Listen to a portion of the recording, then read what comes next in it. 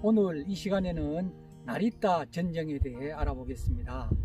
아직도 많은 사람들이 전통적인 방식에 의하여 전정을 하고 있습니다.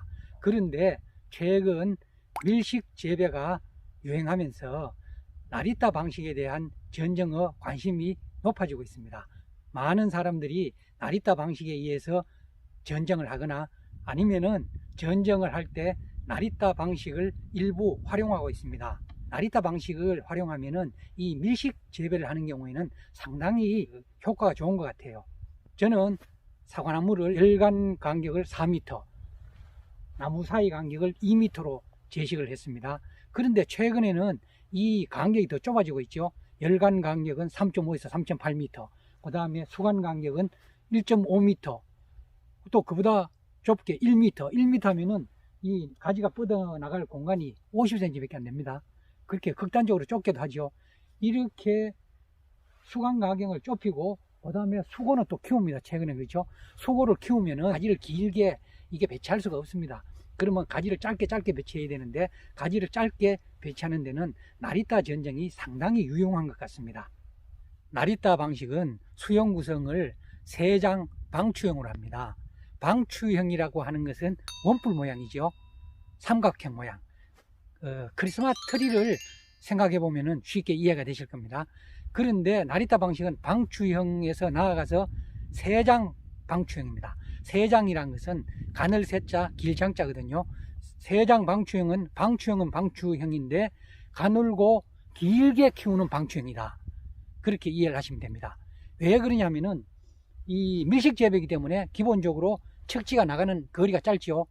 그리고 수고를 높이기 때문에 사과나무가 상당히 키가 큽니다.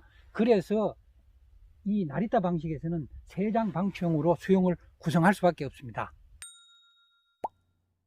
그리고 이제 전통적인 방식하고 나리따 방식의 전정의 가장 큰 차이점이 하나 있습니다. 그건 뭐냐면은 유목기에 적심을 넣느냐 안 넣느냐 그 차이점입니다.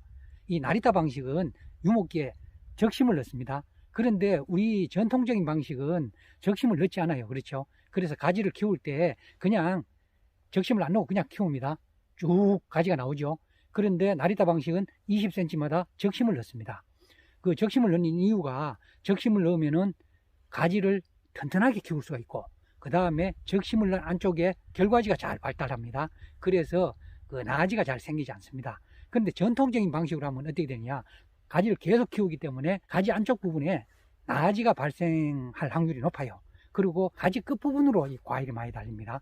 그런데 나리따 방식은 적심을 넣기 때문에 가지 안쪽에도 골고루 결과지가 나와서 이 가지에 과일이 골고루 잘 달립니다. 그런 차이점이 있죠.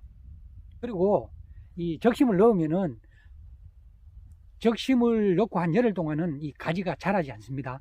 그 사이에 수채 영양분은 주간으로 집중이 됩니다. 그래서 주간을 굵고 튼튼하게 키우는 역할을 합니다. 그 적심의 효과가 그런 효과도 있습니다. 전통적인 방식에서는 가지를 키울 때 적심을 넣지 않고, 그 다음에 나리따 방식에서는 적심을 넣는데 그건 다 이유가 있습니다. 왜 그러냐 하면은 전통적인 방식에서는 가지를 배치할 때 가지와 가지 사이를 넓게 배치를 합니다. 그런데 나리따 전정에서는 가지를 굉장히 많이 받습니다. 그래서 가지와 가지 사이의 간격이 좁습니다. 그러니까 전통적인 방식에서는 이 가지를 적심을 넣어 절단을 하면은 이 가지가 자꾸 굵어지죠. 그러면은 안 그래도 간격이 넓기 때문에 가지가 자꾸 굵어집니다. 그렇기 때문에 적심을 넣지 않습니다. 그런데 나리따 방식에서는 가지를 많이 받기 때문에 적심을 넣어도 이 가지가 굵어지지 않아요. 왜냐하면 가지의 영양분이 이 많은 가지로 골고루 공급이 되기 때문에 적심을 넣는다고 굵어지지가 않습니다. 그리고 가지 간격이 좁기 때문에 이 안쪽에 많이 착화를 시켜야 되기 때문에 적심을 그래서 넣는 겁니다. 그러면 이 적심을 넣는 시기는 또 언제냐 하면은 5월 순이 나오고, 그 다음에 7월 순이 나올 때 그렇게 2번을 넣습니다. 1년에. 새순이 나올 때 그냥 가볍게 해줘도 되고, 또 새순이 길게 나오면은 한 20cm 부분에서 또 절단을 해줘야 돼요. 그러면 이 절단 전정이 됩니다. 그러면은 잘라 놓으면은 가지가 또 강하게 나옵니다. 그럼 또 20cm 되는 지점에서 또 적심을 넣습니다. 그렇게 적심을 넣으면은 요 끝에 보면은 그 가지가 3개 정도 나오는 경우가 많아요. 삼지창처럼. 그러면은 가운데 가지를 남기고 양쪽에 사이드에 2개나 또 잘라줍니다. 그런 식으로 가지를 키우면 됩니다. 그러면 맨 밑에 가지는 1년에 2번까지 넣을 수 있거든요. 7월순까지 넣으면 2번 넣습니다. 적심을. 그러면 2년 차이 되면 4번 넣으면은 적심을 다 넣습니다. 그러면 한 80cm에서 1m 정도 길어져요. 나리타 전쟁에 수고를 키웁니다. 3년 차에 수고를 3.5m에서 4m까지 키웁니다. 그리고 4년에서 5년까지 이 척지를 많이 받는데 몇 개 받느냐 하면은 40개에서 45개를 받습니다. 그러면 이제 4, 5년 차부터 못난이 가지라든지 그 다음에 굵은 가지라든지 이런 걸 솎아주기 시작해가지고 1년에 한 3개 정도 솎거든요. 그러면은 10년 차 되는 시점에 최종적으로 가지가 20개에서 25개 정도 남기면 됩니다. 그 일본에는 이 수고가 굉장히 높아요. 우리나라는 높아야 3.5m, 요새는 뭐 한 4m 정도 키우는 사람도 있습니다. 그래서 수고를 4m 정도 높이면은 최종적으로 가지를 25개 내외 받아도 됩니다. 그런데 수고가 3.5m보다 낮으면은 한 20개 정도 받는 게 좋은 것 같아요. 저는 수고가 전부 3.5m 이내이기 때문에 15개에서 20개 정도 이렇게 가지 배치를 합니다. 제가 이렇게 세어보니까 거의 그 정도에 생성돼요. 이 나무도 지금 계직 4년 차인데 지금 이 나무는 수고가 한 3.5m 돼요. 그래서 이 나무는 현재 가지수가 한 22개 지금 받았습니다. 그러면 나리타 전쟁을 제대로 하면은 이 가지를 더 받아야 되죠. 그럼 4년 차 같으면은 여기에 적어도 40개 정도 받아야 됩니다. 그런데 저는 100% 나리타 전쟁을 하는 건 아니기 때문에 그렇게 많이는 받지 않았습니다. 최종적으로 남기는 척지 수는 과수원 사정에 따라 적당히 조절하면 될 것 같습니다. 나리타 방식도 기본적인 전정 방식은 뭐 일반 전정이랑 큰 차이는 없습니다.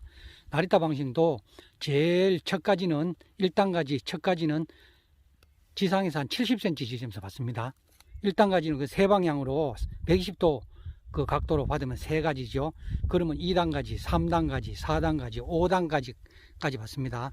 그러면 한 단 가지 사이의 간격은 35에서 40cm 정도 떨어뜨리면 됩니다. 그러면 5단가지까지 받으면은 높이가 한 2m 30 정도 됩니다. 지상에서. 그러면 1단가지부터 5단가지까지 1m 50인데 이 부분에는 나중에 영구 척지로 형성합니다. 그리고 그 위에 5단가지 위에 저 윗부분은 그러면 2m 30에서 그 윗부분 보통 3m 50이면 3m 30까지는 그 주간 적결과지라고 해서 주간에서 영구 척지를 받는 게 아니고 그 결과지를 받습니다. 그러면은 가지를 한 40에서 45개 붙여가지고 최종적으로 지상에서 2m 30까지는 영구 척지 15개 정도를 남기고요. 그 윗부분에는 주간 적결과지 즉 결과지를 한 10개 정도 남겨가지고 전체적으로는 척지를 25개 내외로 구성하면 됩니다.